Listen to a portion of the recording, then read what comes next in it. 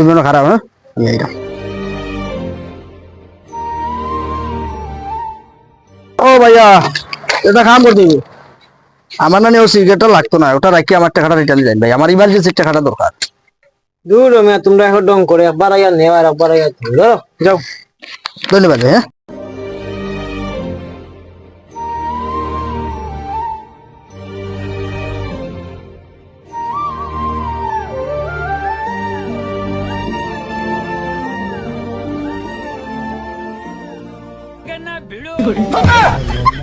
कौन है ये लोग?